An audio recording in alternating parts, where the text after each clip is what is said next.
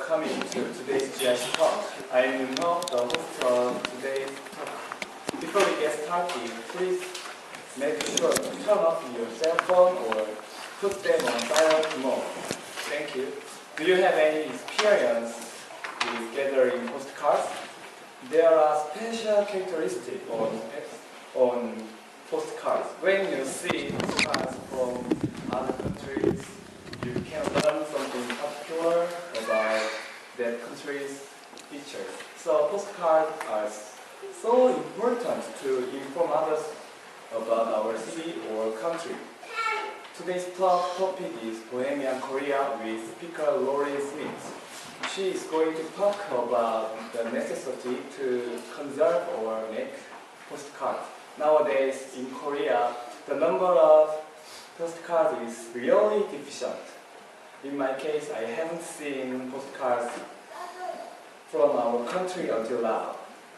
To improve this problem, Bohemian Korea was created. If you have any questions about today's talk, please write them down on the small sheet of paper you will give when you arrive, and keep them for the end of the talk. Then one of our volunteers can collect it for you. Lorryn will have a chance to answer your questions during the Q&A part of the talk, which is led by one of our English-speaking volunteers. Without any further hesitation, please welcome Lorryn with a big round of applause.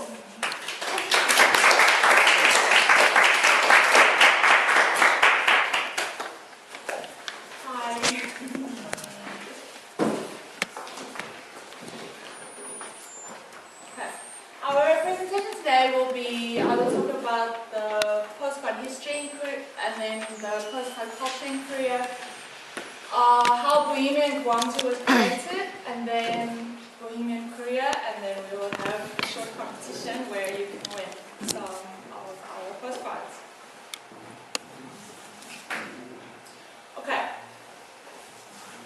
Postcards were developed for a very long time. There were a lot of restrictions. Size, weight, a lot of these things inhibited the production of the postcards. But in the early 1900s, the production started booming. People started to use postcards as a way for easy communication. And then they developed into a popular hobby. In the beginning, it wasn't really a postcard as we know it now. It was a card inside an envelope, which they called mailed cards. Then the envelope actually had a picture on the front, and that's how people believe that postcards started.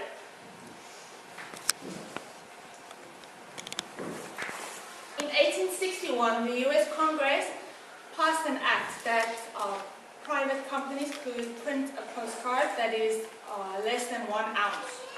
This is also the year that the first postcard was copyrighted. Then in 1873, the first government-produced postcard was issued. One side of the postcard was for a message, and then the front side was for the recipient's address. At this point, only government-printed postcards were allowed to have the term postcards written on them. Oh yes, sorry. Then there was an act passed that said that private companies could produce postcards, but they had to have that very long statement, private mailing card, authorized by Act of Congress of May 1898. These cards cost the same to send as the government cards.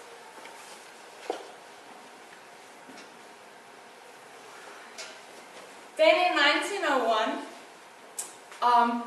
private printed cards could just use postcards on the back, and this was a time when private postcards were gaining popularity.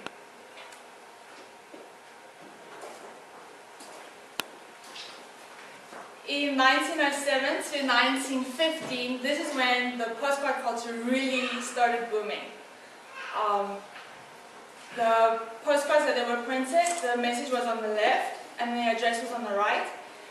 And in this time, Kodak also started printing photographs. In 1939, the modern photochromic style postcards appeared.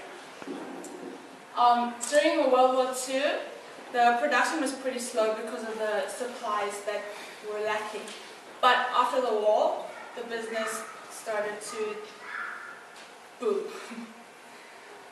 These postcards were colored and the images looked like a photograph. These postcards started to resemble the postcards that we know today. Then in the 1990s, email began to become popular. And then with the introduction of e-cards, that meant that postcards weren't really the quickest way to communicate anymore, nor was it very easy. Sending an email was much more convenient. So now the postcards that like we know are more souvenirs and they are collected as a hobby. This has led to a decline in postcards popularity. Then postcards in Korea.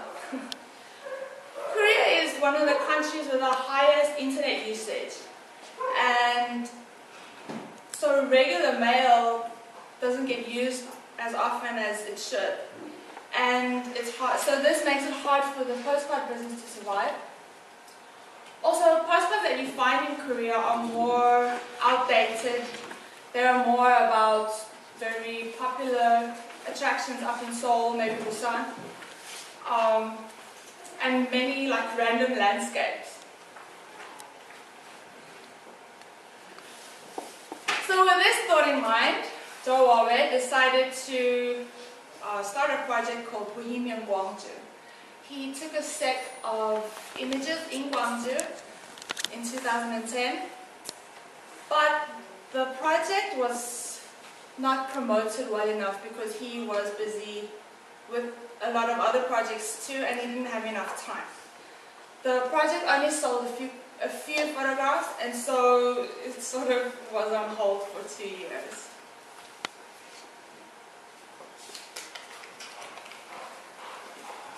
The road to Bohemian Korea started when Joe came to me with an idea to create a platform for photographers that live in Korea to promote themselves, to educate each other, and to network.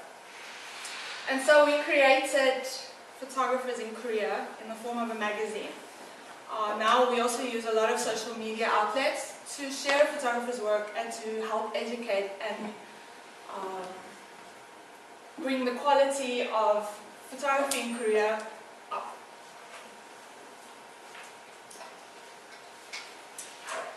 When this project sort of was like a well-oiled machine, we had more time to focus on other things. And then we realized that we have very full galleries of Korean architecture, culture, and so we decided to revive the Bohemian Gwangju project. But we thought that it's not really good to focus just on Korea because of the galleries. It wasn't just not focus on Korea. We decided not just to focus on Gwangju, but Korea, because of our galleries that were more of a culture now. And so we changed the name to Bohemian Korea. Right now we are on Facebook. We have a Facebook page that we sell our pictures through. And later this year we will be expanding to restaurants, cafes, and local cultural hotspots. And then here is a little gallery of some of the pictures that you can buy.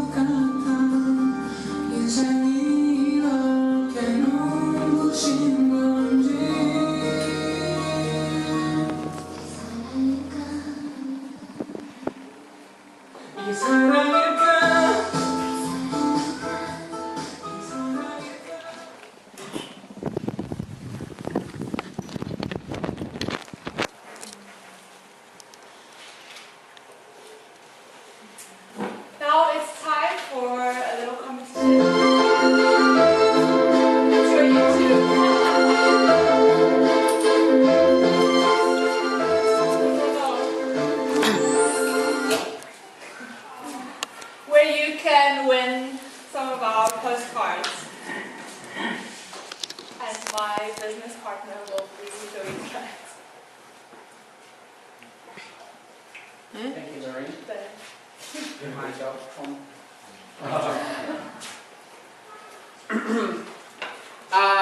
Well, this project we have been working together for almost 4 years, 3 years.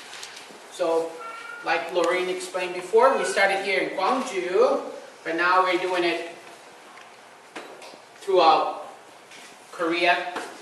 And I got a little present for you, but it's not free. You must answer some of the questions we have here. So, can we go back to the very beginning? Right. We're going to review a little bit because some of these questions will be about the history, and you can speed up a little bit, right? Faster, faster, faster. Okay, wait. Not too fast.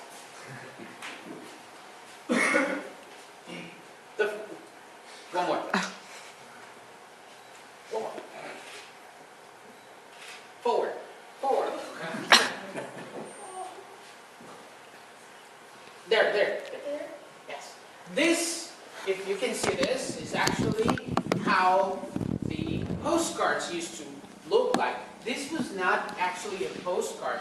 This was an envelope. In the envelope, there was a print. You cannot really see, but this is how the first postcard started. It wasn't really a postcard, it was just an envelope.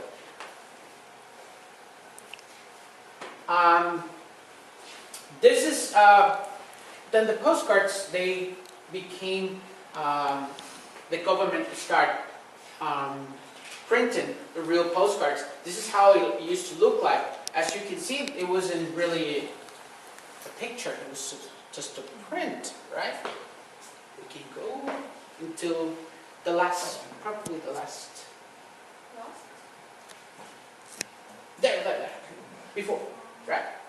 This is one of the first actual pictures that was taken, and the first postcard using real pictures was by Kodak.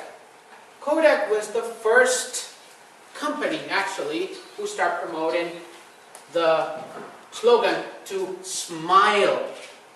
Before Kodak, everybody, if you can see a picture of people 90 years ago, 80 years ago, they all look very serious because it was considered rude or not proper to smile on the picture. Think you're crazy if you're smiling. So Kodak was the first company who started coming with the slogan, smile. Right. Now, Kodak was the first one who started photography, but then the business died. Kodak is almost dead right now. But anyways, first picture was by Kodak. And good, this is just a little review. Now the real questions are.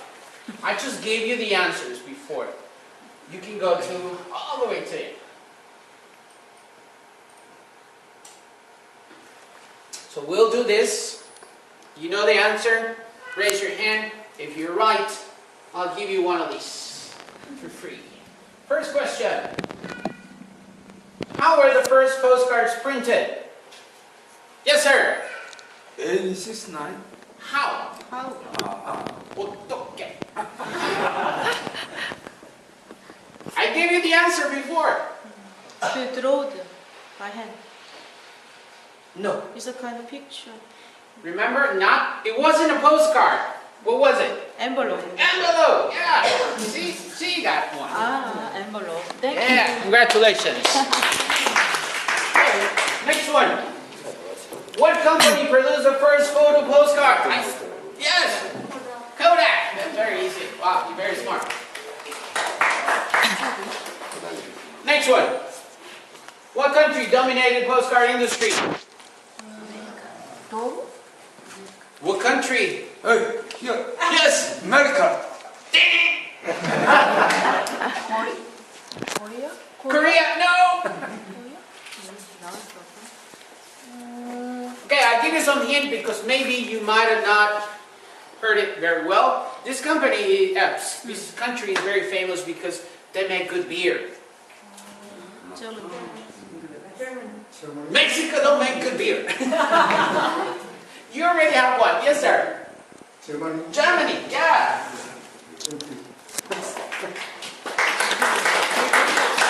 Even though the postcards were originally created in America, because of the war and the lack of money and all the money that America was putting into the war, they couldn't print very much. So Germany took over and they dominated for a few years. And why was Bohemian Gwangju originally created? What was the purpose of me creating this? Why? Let me start this first.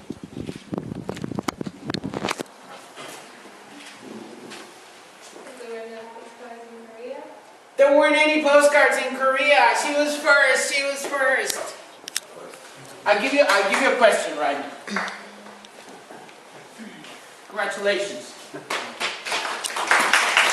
I have a question for you. Very easy. This is the last one. Question for you. What is my name? My name is No, your name. My name. Johabe. Yeah! Correct. Okay, so do you guys have any questions for us? Oh, sorry. He has some questions. We have some postcards available for you. At the end, you can probably be able to purchase for a very little amount. So, thank you. Now, he is going to take over some questions, and we'll be here.